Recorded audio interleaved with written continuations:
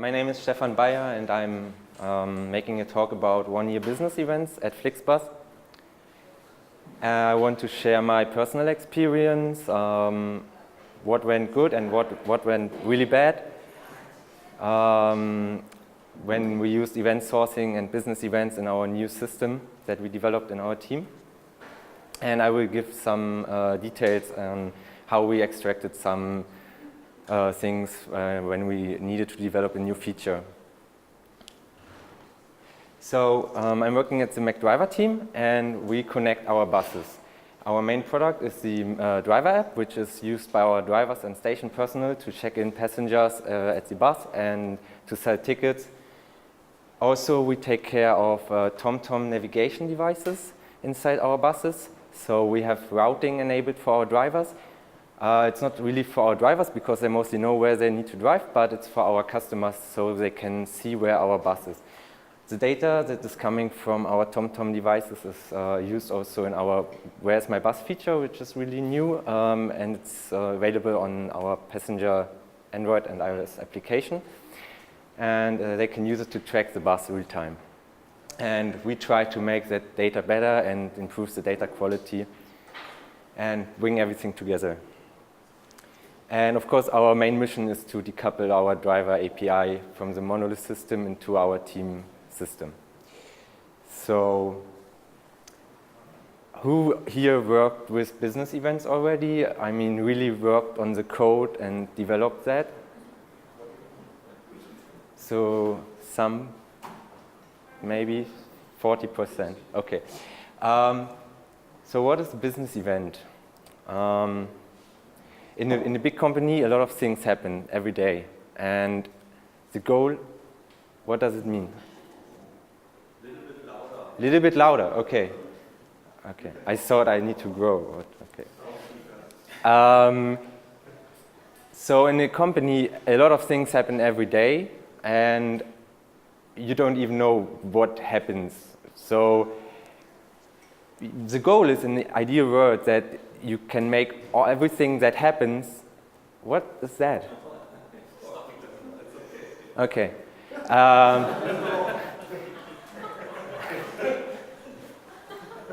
So in the ideal world, you can make everything that happens in a company transparent, and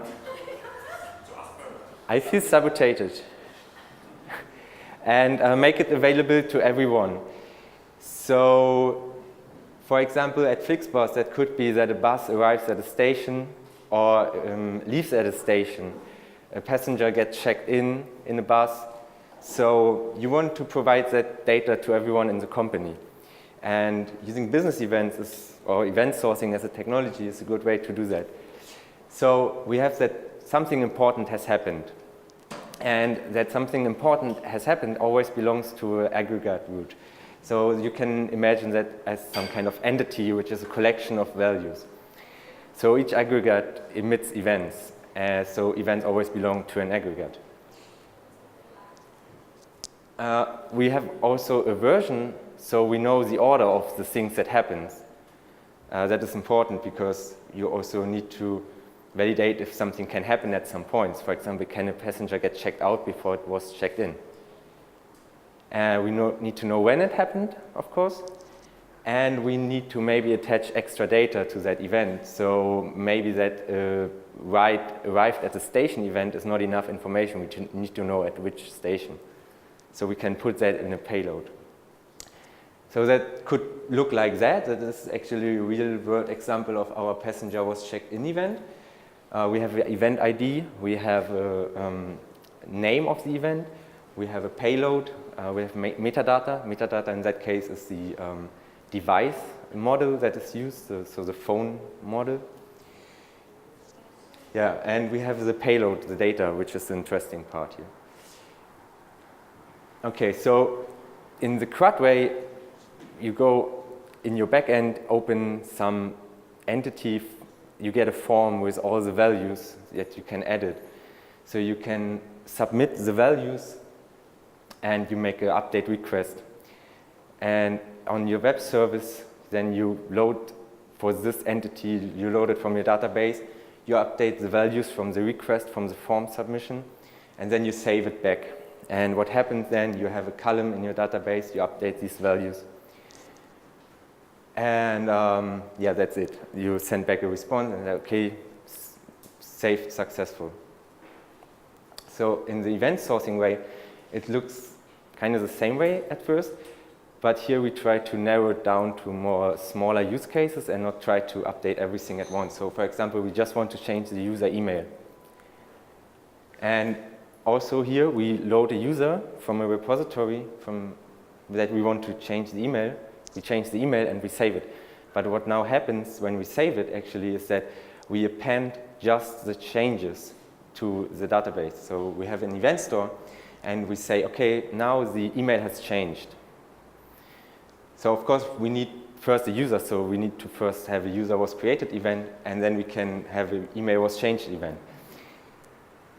And we just, for each operation, we do append new things there. So each operation on some aggregate emits an event, and you see already here, you will get a nice timeline of things that happen automatically, and you get history versioning already out of the box, which is cool. So now, how do you get from the events back to your model on your domain model? So in the object relational mapping way, you have some configuration which maps your columns to your model properties. And you have some XML configuration which says, okay, that field goes here and that field goes here. You have some relations. In the event sourcing way, what you do is when you load an aggregate from the event stream is you get all the events belonging to one user and you apply these events. So you have actually code which executes these events and updates the values. So in that example here, you have a user was verified event. So you set the value of the user was verified to true and you update the version. So I talked about making this data available now to everybody in the company. You need to publish these events. So you can have different notification channels. For example, you want to publish to Kafka. What you should do really is you should do it asynchronous from saving these events. That means that you have a background process always checking, are there new events I need to publish? If you do that at the point of time when you save the event actually in that database, you make your system less fault tolerant because one step could fail and you cannot, it's hard to restore this then. So you have maybe a table which has a reference to each event you stored, and you can know if it was published or not. If it was not published, the publisher will pick it up and publish it. And of course, you can have multiple notification channels running in parallel if you need them. One thing that went really well, which we didn't really did good in the beginning using event sourcing, was that we always just stored the last published event and looked for new events. But that caused actually problems when having a high load of events, because transaction which starts first, when we have two transactions starting almost at the same time, but the first one gets committed earlier than the second one, we could skip some events because they are not caught up.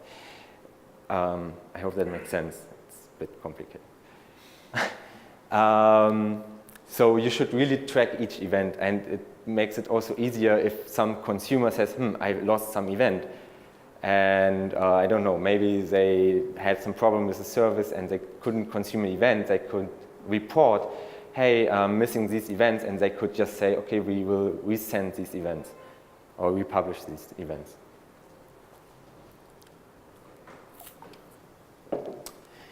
The other side of the medal now is consuming events. So you could consume events from event streams from other teams, but you could also consume your own event stream. That means you connect to your own topic. So whenever you do that you consume events and transform them into another structure, that means you're creating a projection of your events. So let's go back to the user example again. We have all these user events, and we want to consume them. So what we actually do is we create a consumer for each event, which has the logic inside to know how to transform the data of that event into another structure. So that could be a flat table in your database. And each consumer then will process it, and in the end you will have a user projection table, which is the current state of the user. Of course, you can model your projection in a way whatever you need, so it should be really fitting your use case.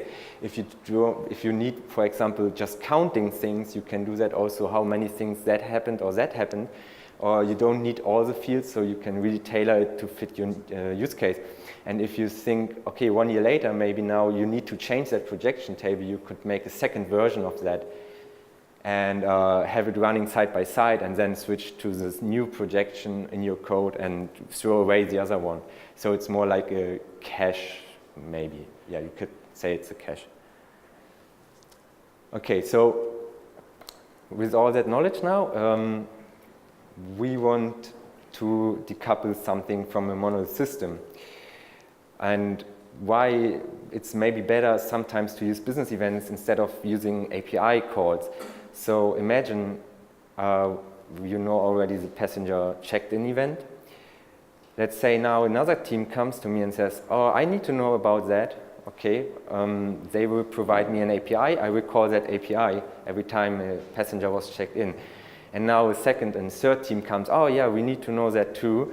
So your service needs to know about all the other services that it needs to call, and it makes it also less fault tolerant because an API call could fail. What do you do then? You need to log it and you retry later.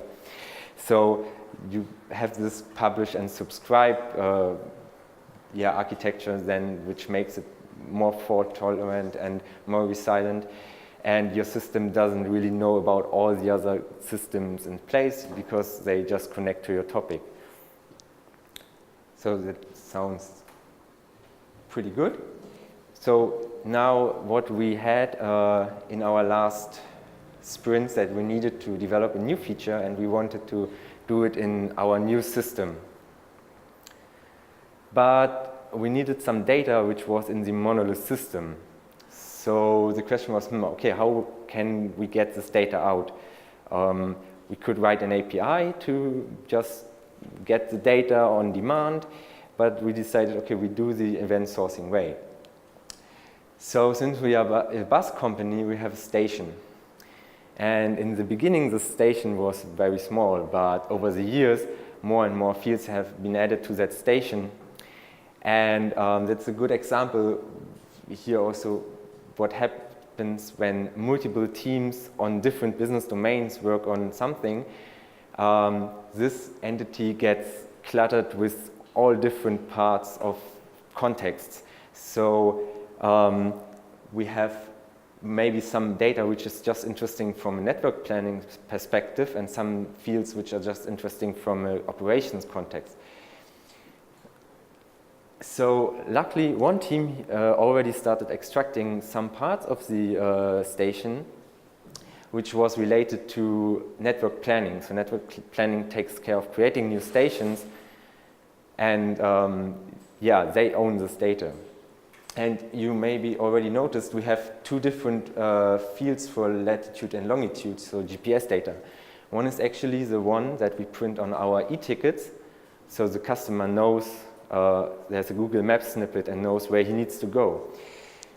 But there's another one, navigation coordinates, which are actually used for our TomTom routing, because when we put the GPS marker on a building, it could lead to weird routing, and maybe the bus driver doesn't find the station. So in some cases we need to adjust them, and they need to be different. So we said, okay, we just take ownership now of this data. It belongs to our team. And what we did in our new service, we created a new station, Notion, and it has only the navigation coordinates. and it has a possibility to emit an event which says, okay, these navigation coordinates have changed. And in our monolith system, we mark these values now as read-only because they will sync back from this event stream. So this is our backend, almost. When you open a station, you will get a lot of fields, a lot of input fields with all the data you can change. And now if we want to change the navigation coordinates, what happens actually in the background is that we have an API to say, okay, update this station coordinates, update this navigation coordinates for that station. And then we emit an event which is consumed then by the old service and the values are synchronized back.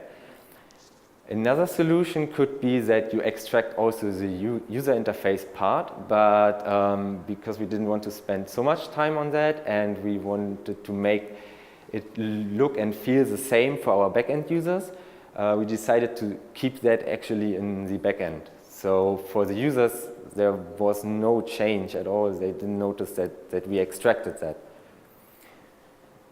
And if you extract also the UI part, you could check, okay, do I even need these fields anymore in the monolithic system? And if not, you can drop them from the table because you don't need them anymore. Okay, and that's actually how we did it, and we got the data. And one more thing to add here, so we need something like to initially set up the thing. So these API requests, they had to be done in the way that we say, okay, now we for each station make an API request to initialize the station coordinates values. So that's what you need to do as a one-time thing, to have each station in your new system. So now some things that I noticed that you should really do when doing this event sourcing.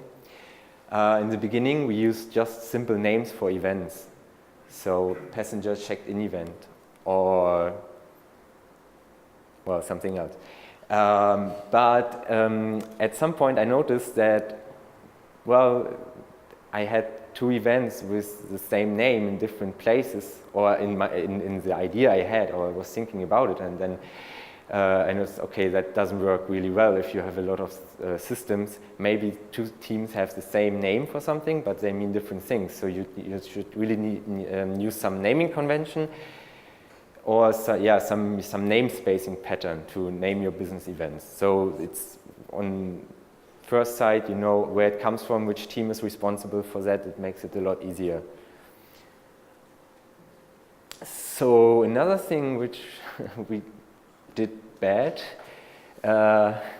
was that our consumers of event streams did not track the versions of the events. So what that means is, so at FlixBus, our events can be delivered multiple times, and the order is not guaranteed. So when a consumer just consumes everything he gets without checking the version, so you can get inconsistent data because some early event could be published again, and then your projection is not consistent with the event stream. So some code here which explains that in more detail. You have some entity which is your projection entity and an event version that you want to consume. If that event version is 1 and there is no projection entity yet, you're fine, you can consume that event because it's the first one.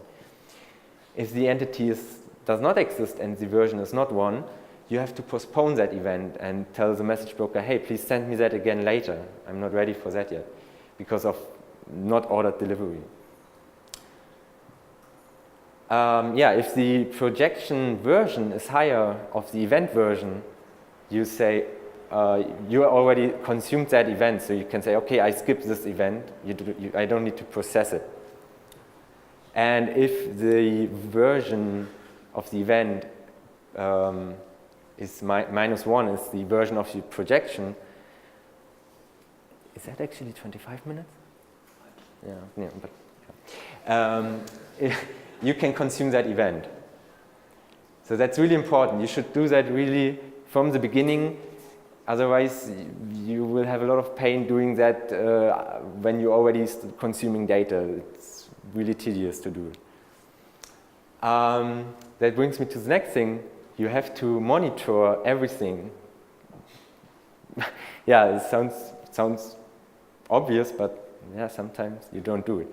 So every event that is postponed or skipped, you should track it, and you should check for anomalies. So if an event is postponed 117 times, better check what's going on.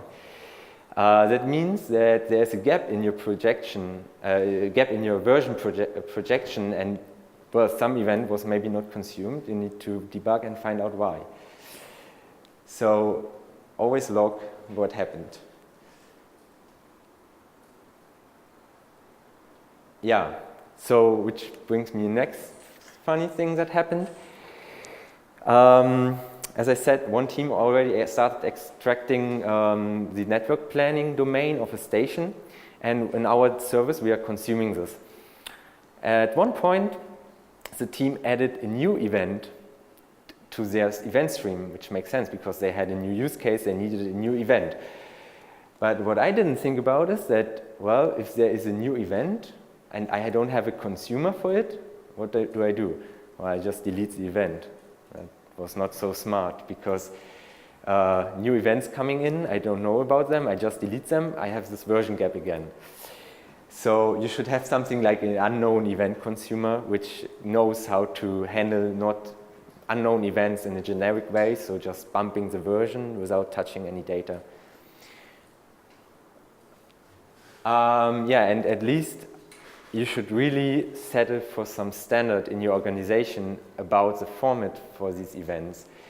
Because when everybody starts doing their own thing, it's really hard to make something generic, it costs more time, and you run into problems like this unknown event consumer, for example. So this unknown event consumer needs to know the aggregate ID of the event, and if there is, for example, not this aggregate ID form field, which we actually don't have at the moment in the PHP world of the events,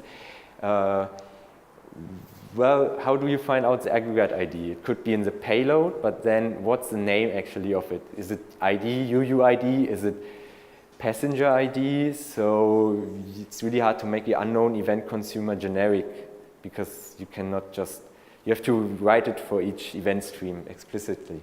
And you have to hope that the guys who are writing these events will not change the naming at some point, and yeah. So it should make sense to get together with everybody who are using these events or the event sourcing and share their experience and what they need and what is their pain and settle for some format. So if I got you really hooked now, there are some more keywords here which you can check for further readings.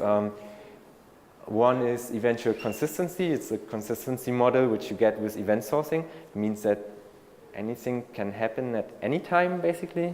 Yeah. Domain-driven design, which is like an approach in software development. It has different building blocks where event sourcing is one of them. CQRS, which basically means you strictly split who writes and who reads. And event storming, which is a workshop technology where you come together with your stakeholders, your product owners, and you storm events. So you define events by storming them, basically. Okay, yeah, that was it. Now we have time for questions. Thank you.